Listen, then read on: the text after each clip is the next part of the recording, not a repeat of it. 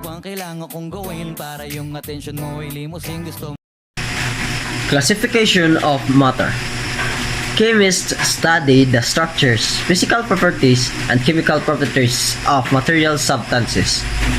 This consists of matter, which is anything that occupies space and has mass.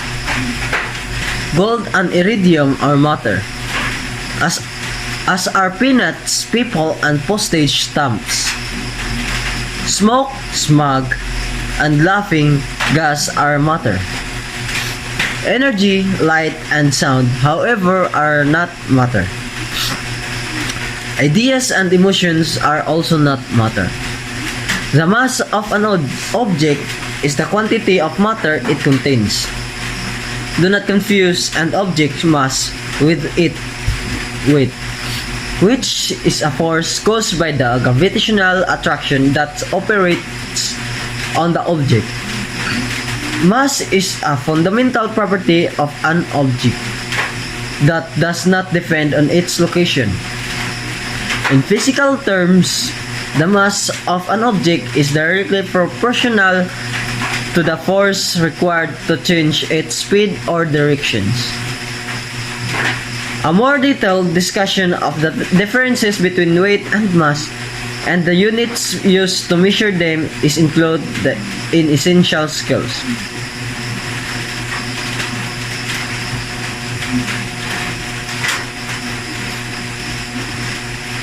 Under normal conditions, there are three distinct states of matter: solids, liquids, and gases. Solids are relatively rigid and have fixed shapes and volumes. A rock, for example, is a solid. In contrast, liquids have fixed volumes but flow to assume the shape of their containers, such as beverage in a can. Gases, such as air in an automobile tire, have neither fixed shapes nor fixed volumes and expands to completely fill their containers. Whereas the volume of gases strongly depends on their temperature and pressure, or the amount of force exerted on a given area. The volume of liquids and solids are virtually independent of temperature and pressure. Matter can often change from one physical state to another in a process called a physical change. For example, liquid water can be heated to form a gas called steam, or steam can be cooled to form liquid water. However, such as changes of state do not affect the chemical composition of substances. Pure substance and mixtures. A pure chemical substance in any matter that has a fixed chemical composition and characteristic properties.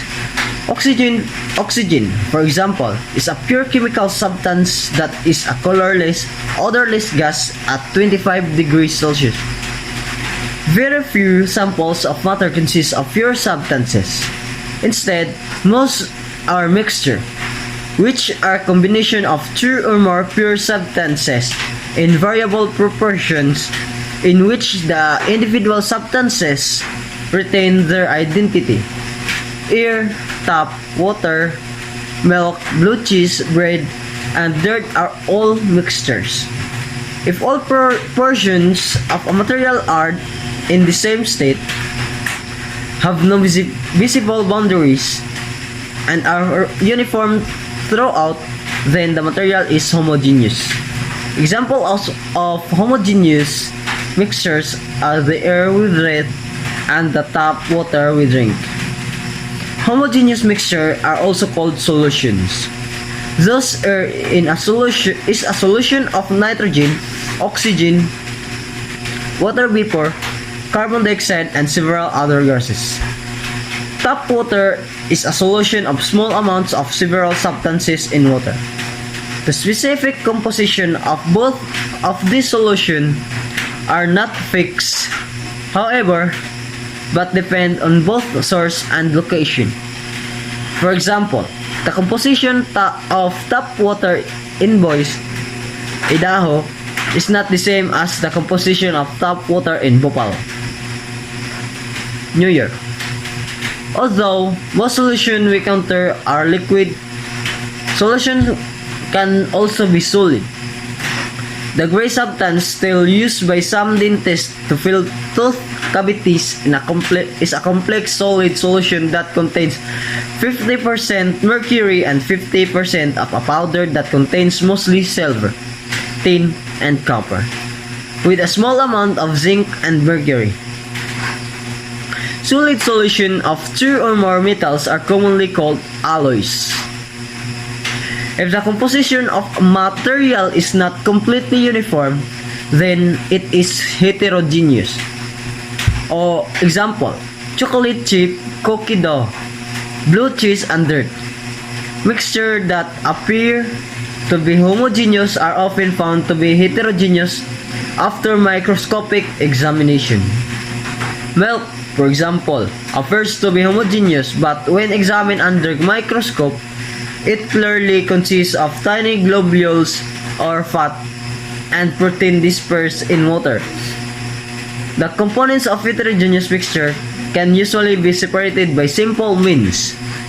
Solid-liquid mixtures such as sand in water or tea leaves in tea are readily separated by filtration, which consists of passing the mixture through a barrier such as strainer, with holes or pores that are smaller than the solid particles. Homogeneous mixtures or solutions can be separated into their component substances by physical processes that rely on differences in some physical property, such as differences in their boiling points. Two of these separation methods are distillation and crystallization. So, distillation makes use of differences in volatility, a measure of how easily a substance is converted to a gas at a given temperature. A simple distillation apparatus for separating a mixture of substances, at least one of which is a liquid. The most volatile component boils first and is condensed back to a liquid in the water called condenser, from which it flows into the receiving flask. If a solution of salt and water is distilled, for example, the more volatile component, pure water, collects in the receiving flask, while the salt remains in the distillation flask.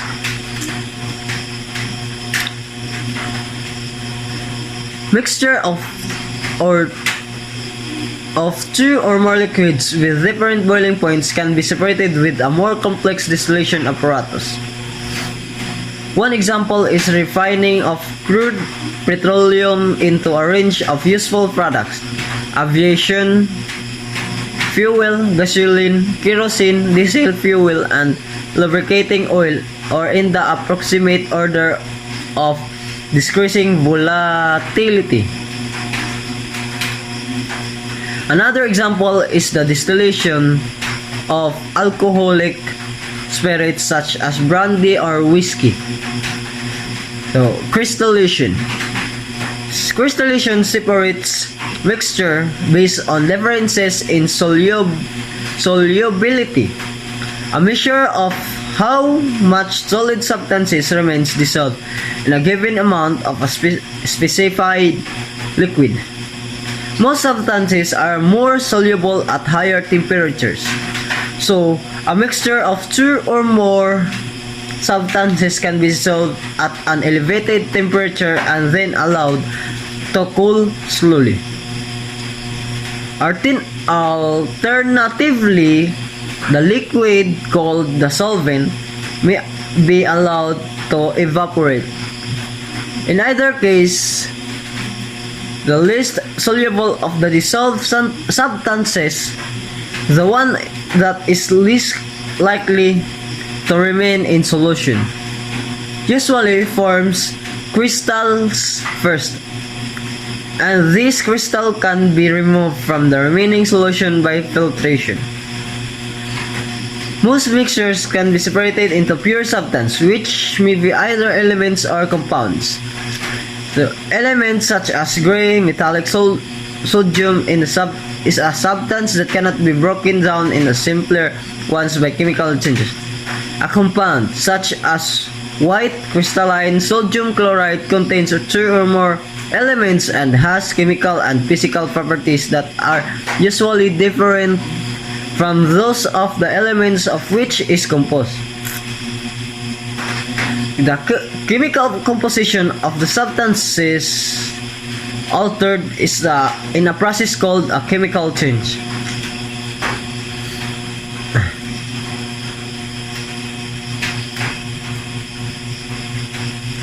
The conversion of two or more elements such as sodium and chlorine to a chemical compound, sodium chloride is an example of a chemical change, often called a chemical reaction. Currently, about 118 elements are known, but millions of chemical compounds have been prepared from these 118 elements. The known elements are listed in the periodic table.